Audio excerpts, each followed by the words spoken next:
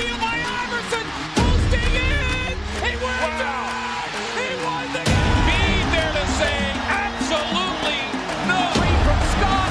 Yeah, do you love this game? Yeah, back like boomerangs and spinal cords. This is a special edition of the Sixers Talk podcast. Danny Palmel's. We're brought to you by Wilmington University. Paul Hudrick, of course, the level-headed one here with me as always. Our esteemed producer, Ben Berry, is not here. It is his birthday. He will be joining us on the next podcast, but we appreciate him as always, and happy birthday to him. But Paul, how are you feeling? The NBA schedule is out. We're here to talk some Sixers basketball. You're looking so well-groomed and sharp. I mean, this is much right? different It's than what I'm used to seeing. I feel like a normal human being right now. It's amazing. So in Jersey, obviously the laws are they have opened some things using extreme precautions. I have a friend in the industry, so she took very good care of me. And everyone who listens to the podcast knows you have a good friend who cut your hair. Everyone yes, it's true. The lettuce is looking tough. I got to admit. I'm trying. On my end, bro, I am feeling good. I just housed a De Los Santos cheesesteak. I mean, to the face, bro. To the face. So I am all gassed up to talk NBA schedule. I think a great place, also Charles Barkley's comments on the Sixers, we'll get to that, but a great place for us to start would be with Tobias Harris, who was on ESPN's First Take. Check out NBC Sports Philadelphia.com. Noah Levick has a great article on Tobias' comments because I think him saying, I'm going to be honest, is like the theme of the whole commentary that he had on First Take, because he was open, honest, speaking from the heart. And I think one of the things that sticks out to me is the AAU tournament vibe that he feels like this 8-game schedule, Sixers first game, August 1st against the Indiana Pacers, who obviously are in the 5th seed directly above them. But Tobias Harris comments, let's start with that, Paul. What did you take away from the things he had to say? The AAU comment, we can talk about that, but what stuck out to you? Yeah, I mean, I think like you said, the honesty. I mean, I wouldn't imagine any of the players in that starting five to have any other opinion other than that. And I think they'd all be pretty honest about them not feeling like they accomplished what they wanted to accomplish. They're the 6th seed in the Eastern Conference. There's no way to sugarcoat how it went. And I think his mindset, and I'm not surprised by this, because say what you want about Tobias Harris, he, out of all the guys on the team, he is the most kind of sturdy, dependable, and I think mentally sharp guy on the He's level-headed like you. That's why it's true. Maybe that's why. No, but I like the mindset of this is a chance for us to start over. Because that's how they have to look at it, right? They have to look at it as, all right, what happened. Can't do anything about it. We have 8 games to get our act together and see. Let the chips fall where they may, as far as, don't be, schedule watching and see where the other teams wind up. Just worry about you for these 8 games and getting this team better, because the seeding and all that stuff doesn't matter if this team doesn't work out the issues it had. So to me, that was my biggest thing is I like Tobias having the mindset of, all right, let's come at this thing fresh and let's attack these 8 games like they're the last 8 games we got, because they technically kind of are before the playoffs start. You mentioned the issues that they've had. Tobias Harris addressing specifically the issues they've had. Now, he attributed the issues the team has had to the injuries, saying that they've been banged up. And obviously, Ben Simmons having not played since February, the most recent example of them being banged up, Josh Richardson being nicked up along the way. We can go all down the line, Joel Embiid, et cetera. But did you feel like he was getting to the crux of the issue with the injuries? Do you think that's why they've been so discombobulated and are just scratching the surface on 40 wins? I think it's all part of it.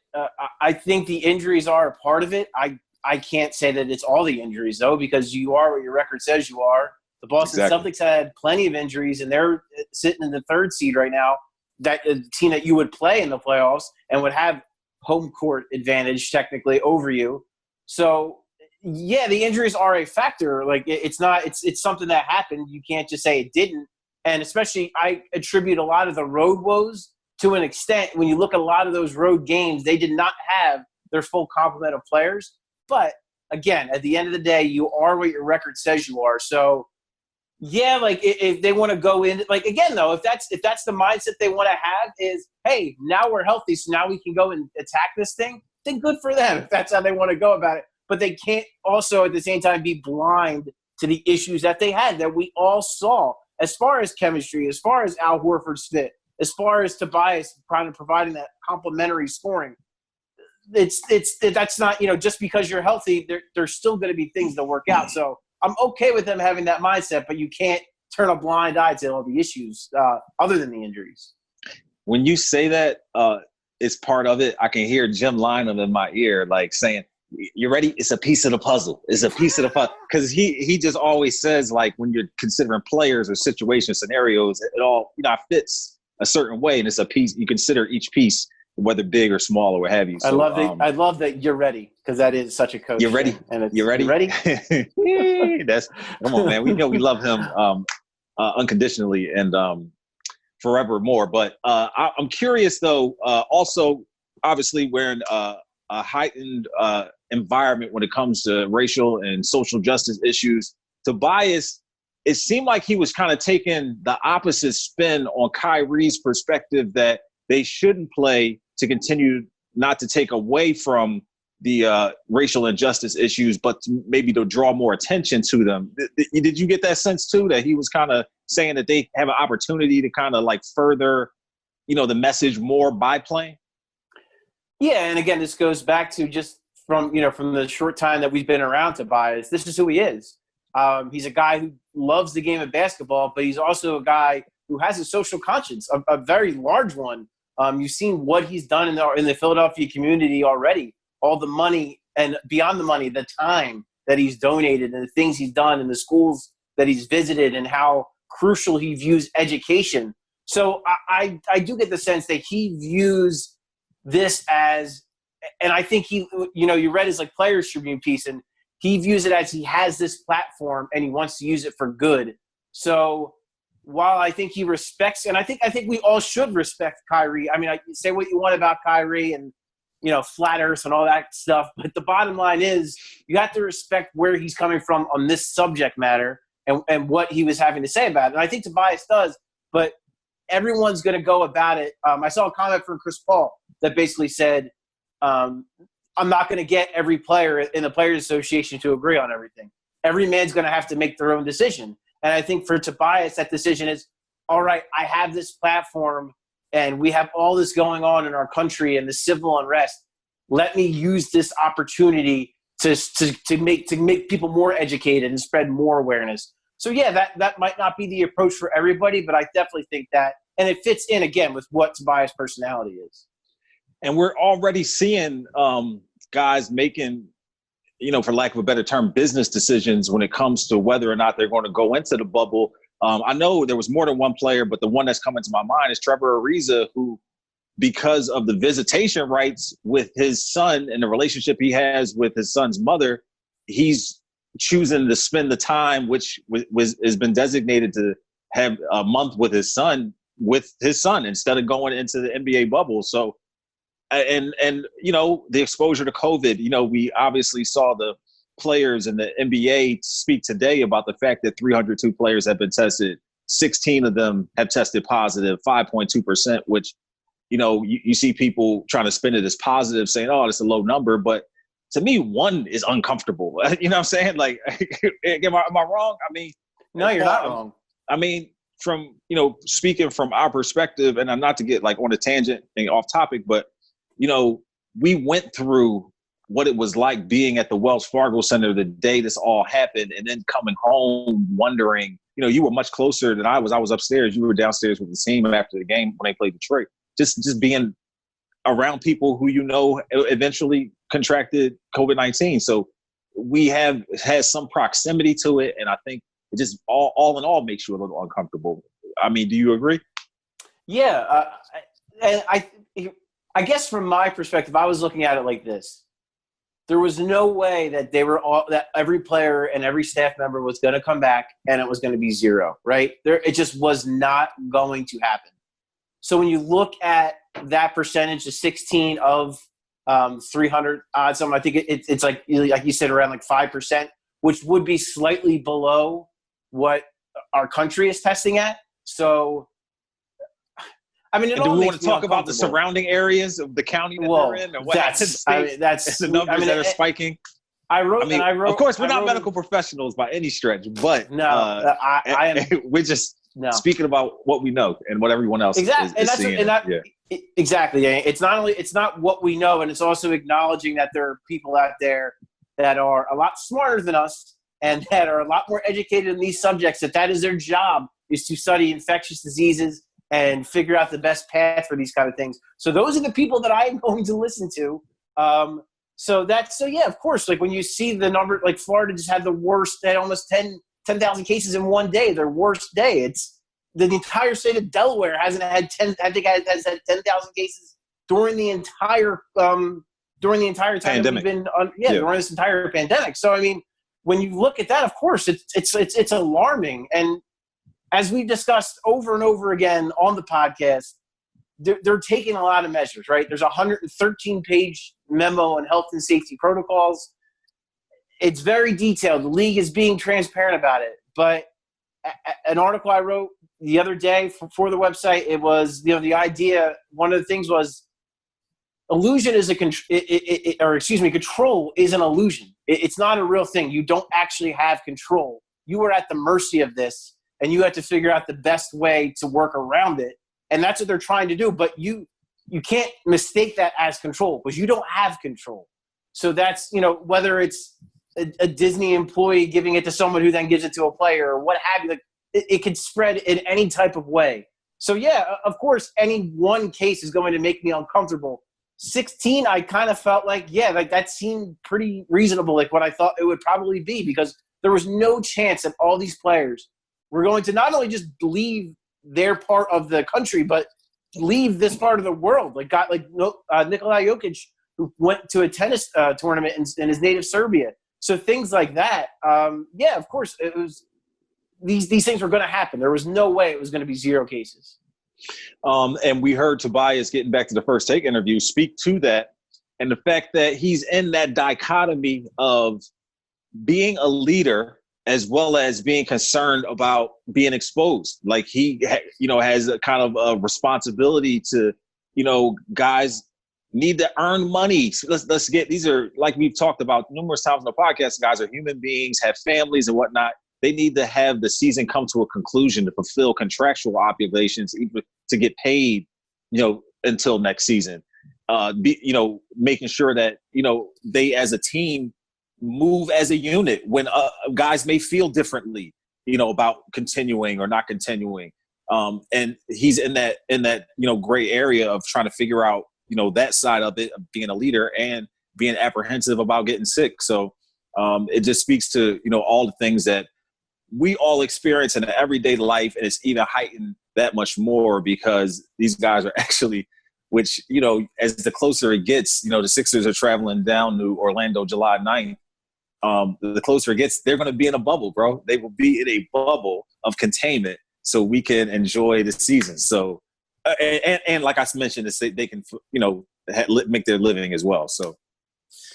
Right. And I think a big part of it too, Danny, is it's the decision for the players was of course the obvious of if you don't play, you don't get paid. I mean, that's the first thing. But then also if the season was canceled, you tear up the CBA. And this CBA is very player friendly. Unlike some of the CBAs of other sports, the NBA's is player friendly.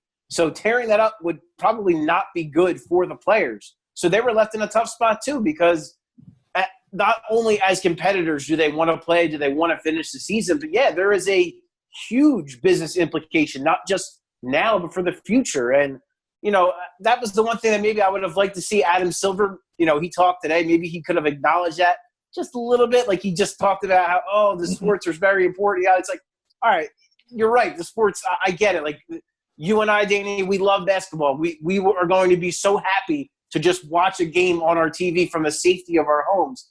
But let's be real, this is also about money. And so I would have liked to see them acknowledge it like this much, but what are you going to do?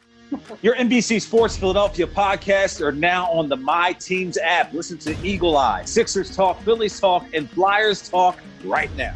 I'm waiting, bro. I'm telling you, I'm calling out one owner who's saying that they're going in the bubble with their team. Some owner who is going to step up and say in a movement of solidarity, show that, hey, I'm with the squad. Cuban kind of seems like that guy, but if anyone, it's Cuban. But I don't think he does. I just because the numbers are so limited, and not only that. So I don't know if you know this. Like the number that I think it's 35 is what each team is allowed. So guys who have like their own personal trainer or their own personal 35, coach, or 35 members of their staff. What are you saying? I believe it's 30. So include like players, staff, everyone. It's 35 people per team, I believe, is the number. I could be mistaken on that. But okay. But anyway, that number, like incorporated in that is if, like, let's say Joel Embiid has his own personal physical therapist that he likes to travel with him, that has to be included in the 35 or that person cannot come. So that's why I doubt an owner would be involved, strictly for that reason. If there was going to be an owner that was going to do it, though, I 100% agree Cuban would probably be the guy. Well, we know Ryan Brokoff is coming to Orlando. Huh? We do know that, yeah. It ain't Mario Shayok. I know that. Mario Shayok will be there too. Well, to me, if it's just so many bodies on the bench, like Mario could stay back. Like if you bring in Ryan Brokoff, like the likelihood of this rotation expanding, as we've already talked about, the minutes and time and opportunity that's available. You get two wing players that get COVID, Danny, and then you got to find two more wing guys. I mean, that's the bottom. Like this is what I do like, though. I love the competition because there is something that comes from that. And particularly if you're trying to grow camaraderie in a short period of time and trying to like put lightning in a bottle and squeeze this thing out and break a run to a championship, all of a sudden, where there wasn't, that much competitiveness in the practices before, some dude's trying to take your minutes, somebody who, maybe have an an Australian guy who maybe is friends with Ben or maybe can squeeze out, a couple favor minutes in a crucial moment, that you might have gotten. All of a sudden you want to prove yourself. I love that. I mean, hey, it's Brett's guy from Australia. I mean, Brett is going to be the coach of the Australian national team. Brokoff's going to be a big part of that team. So Brett's getting a little early look at him from that standpoint too. No, but Brett knows him very well from over the years. Right. And of course, Ben knows him as well. And it's an interesting, to me, it's obviously it's a no lose. I mean, it's nothing but a win. You sign a guy off the street for nothing just to fill, because they didn't, to be clear and explain to people what it means. 15 guys is the normal roster. And you get two-way guys. The Sixers only had one two-way guy in Mario Shayok since they bumped Norvell Pell's contract up to a regular standard NBA contract. But with everything going on, the uncertainty, the NBA allowed I believe the phrasing was a substitute contract for Ryan Brokoff. So 17 players is the maximum allowed. So Brokoff is basically like an extra roster spot you got for free.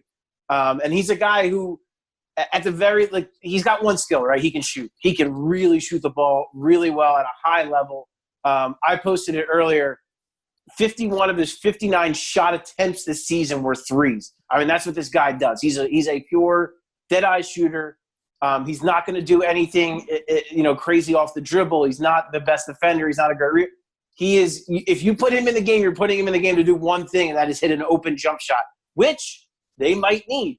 Furkan Korkmaz has kind of been that guy for them this year, but the playoffs are going to be a different animal. Brokoff's 29 years old. He's been in international competitions. He's been playing professional basketball for quite some time. It's not the NBA playoffs he's played in, but he's got that experience. So maybe he's a guy that at some point, maybe Brett does look down the end of the bench and, if the guys are struggling, and says, all right, get out there and hit a couple shots. And maybe he does. We've seen crazier things happen. 40% from three, 59 games over the last 2 years. Not a small sample size, not like, anything to write home about. But when we start talking about Ryan Brokoff, Davis Bertans was the other guy who's opted to stay out of the bubble. Like, my off-season money is much more important, and I kind of feel them. I mean, the Wizards obviously struggling to even be relevant. So they're 4.5 games out of or whatever. They're 3 games out of the play-in tournament. And let's be real, the play-in tournament is for the right to get steamrolled by the Milwaukee Bucks. If I'm you Bertans, have to be 4 games or closer to the 8th seed to actually have the play-in tournament. So right. So that's what I'm saying. Like first they have to get into the play-in tournament. Then they got to win the play-in tournament. And then they get to play the Milwaukee Bucks. So you're saying there's a chance. So I don't blame them at all. Because think about this is not what's in their contracts, right? Like none of these guys signed up for this. None of these guys. Look at another guy, Willie Cauley-Stein, who his wife is about to have a newborn child. Like, and I think she's due in July. So he opted not to play. And how can you blame a guy? Like, how can you? Like, and not only think about this, Danny. Berton's knee surgeries. He's blown his knee out. So, right. But this might be his only chance at a big contract. Absolutely. When you look at Cauley-Stein, right? A lot of people. I'm not saying I don't know his personal situation, but a lot of people plan pregnancies. So it's possible they plan that pregnancy to happen so that his wife, or I can't remember. I'm sorry if it's his wife or his girlfriend, to give birth in July in the off season. So that's how we got to look at it. This is not a contractual obligation anymore because these guys are doing something that is outside of the scope of their contract. Thoughts on the schedule? I can run through the names of the teams. You and I were talking before we started this Facebook Live just about how Houston is the Sixers' last game, August 14th. And in all likelihood, all the players of mention of marquee will all be sitting in that game.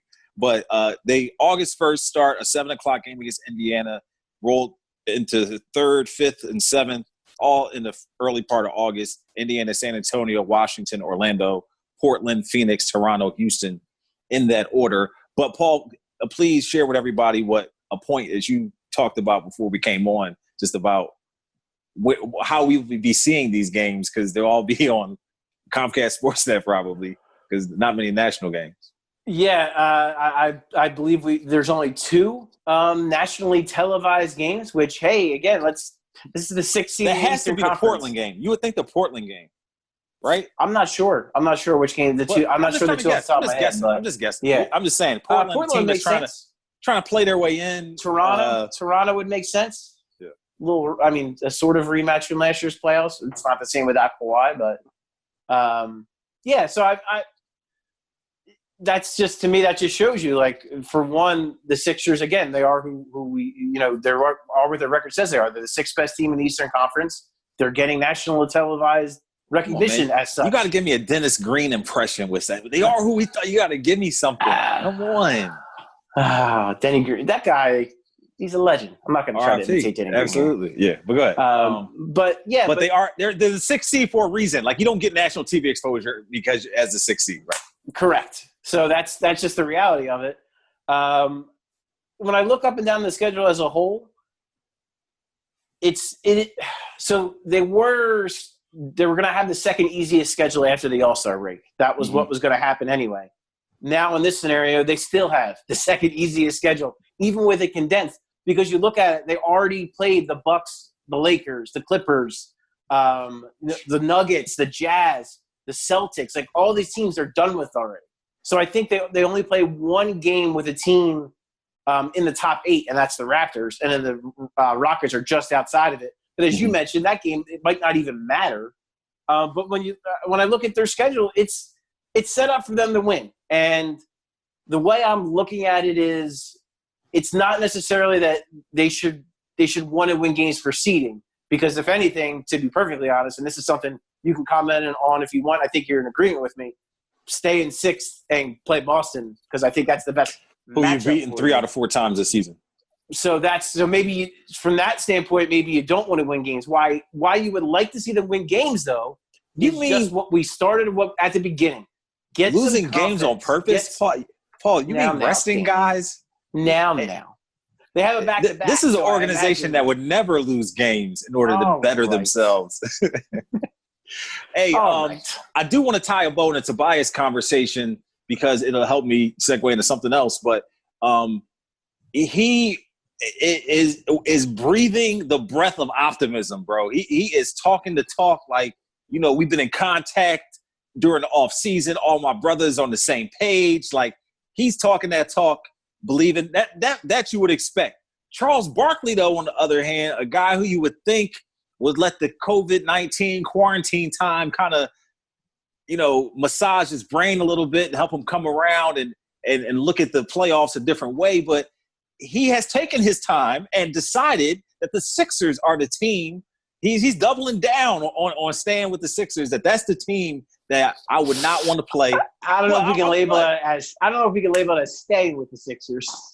He said at first he said he thought they could win a championship at the beginning of the season. And then his opinion changed a couple times. It did, but now he's back. So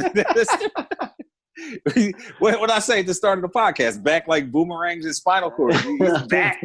He's back, Paul, and he feels like, he's going with the logic that other than the Bucks, the Sixers have the best two players on the court in any playoff situation you want to put them in. And, we got Tobias Harris.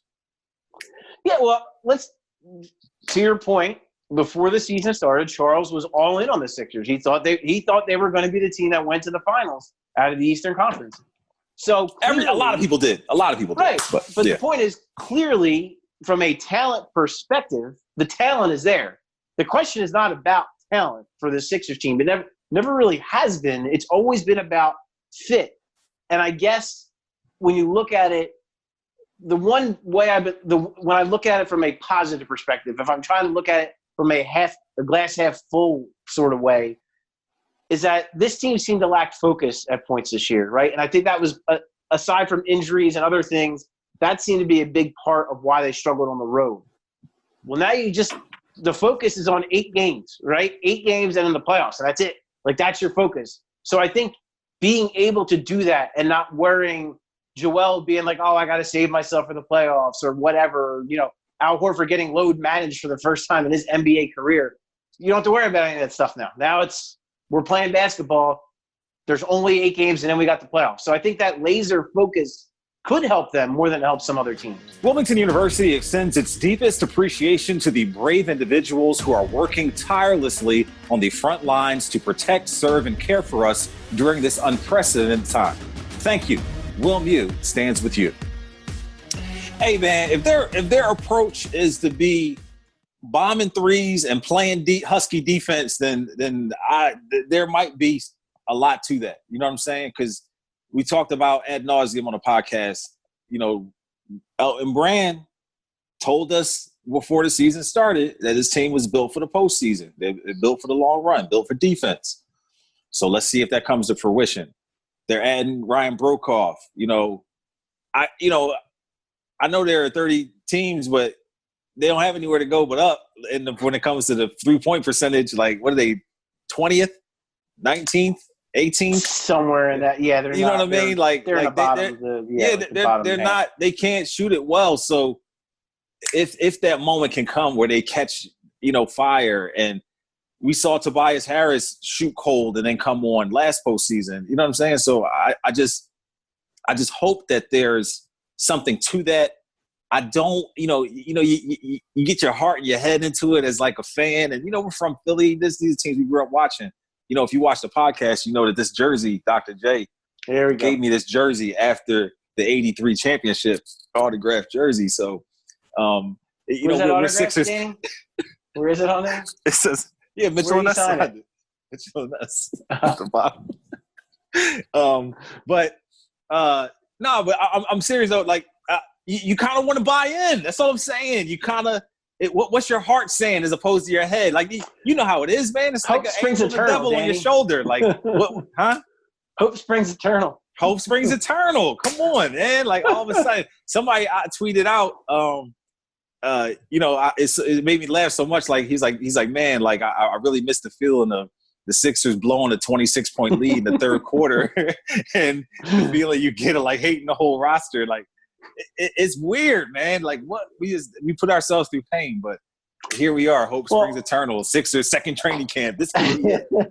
And that's what I wrote in my piece yesterday. It's like, listen, I would love nothing more than to worry about Joel Embiid being in shape, or Ben Simmons taking a shot, or have people yell at me on Twitter for defending Brett Brown for any move that he makes.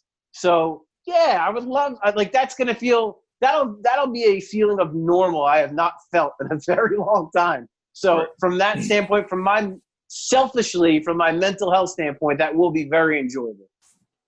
What does a good Sixers restart look like to you?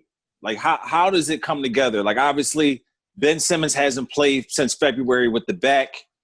Tobias Harris speaking to the fact that they had chemistry issues with the injuries and the camaraderie or what have you. Whatever you want to put on it, they have some kinks to work out. They're the 6th seed. There's all this, weak expectation. Like, what does it look like? How do these 8 games play out? And how do they look going into the postseason if it's a perfect world for you? From a record perspective, I could care less. I like it. It doesn't matter. Does not matter what their record turns out to be. You need to see it on the court. You need to see the progress. So I need to see Joel Embiid flat out just be Joel Embiid. Be the guy that we all saw that, the guy who was calling for the ball at the end of the All-Star game, the guy who's been such a dominant force on both ends of the floor when he's at his best. For Ben Simmons, I need the guy who he was the 20 games before he got hurt, when he was just taking over and just eating up space that defenses were giving him, a guy that was making free throws, that guy, and the guy who looked like a defensive player of the year candidate. So I need that guy back. And then the other 3 members of the starting 5, make shots. That's it. You just need Tobias Harris, Josh Richardson, Al Horford to make shots around those 2 superstars. That's what you need. Bench-wise, I'm really intrigued to see how it's all going to play out, because I think that situation is wide open when you look at Thibault, Korkmaz, Glenn Robinson III, Alec Burks, Shake Milton, Mike Scott. And then you're adding Ryan Brokoff to the mix. Keep going. So, you have all these guys. That's going to be such a compelling storyline to me for these 8 games, is to see how this all weighs out rotation-wise. So, yeah, for me, the best thing would be – Are there too many what you need to even make it all – like for Joel and Ben to be what – like I was almost going to, make fun of you, in a actually busting your chops sort of way. But, for Joel and Ben to be what we want, that's just, part and parcel to their success. But then there's, the bench and how Brett figures that out and who rises to the top. And there's the rotation and the camaraderie and where Al fits. Are there too many variables for it all to work out? That's a fair point. There might be. That might be the issue, is they might just have too many questions. To me, the bench, while you don't have these, super reliable, yes, these are my top 8 or 9 guys. These are the guys that I'm riding with. This is it.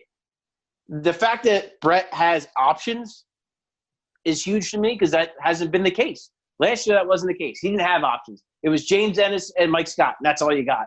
And then whatever center you wanted to try to trot out there, that basically just got killed for 10 minutes while Joel Embiid was on the bench. So, Greg Monroe, shout out. Greg Monroe. A -9 in 2 minutes in Game 7 against Toronto. We'll still never understand that stat line. But, yeah, so at least Brett has options. If Tobias struggles with the playoff pace or what have you, struggles maybe a little over-aggressive, committing fouls, isn't making shots, then maybe you turn to a Glenn Robinson. If Shake struggles as kind of that secondary ball handler, then you go to Alec Burks. If Furkan struggles shooting, then maybe you go to Brokoff. And then Mike Scott, I thought Mike Scott was actually coming on a little bit before this hiatus began. I thought he was actually playing some of the best basketball he's played all season. And if he is that guy that he was in last year's playoffs for them, that's a guy you want to play. You don't want him on your bench. So there's options. Shout out to the Hive. We missed you. We need you. If you want to make this run, we going to need Those are definitely my people for sure. No, but yeah, but that's the biggest thing to me. As much, yeah, Danny. But you can look at that as also being an issue, because you don't have solid answers. You have options, but not solid answers. You know what I'm saying?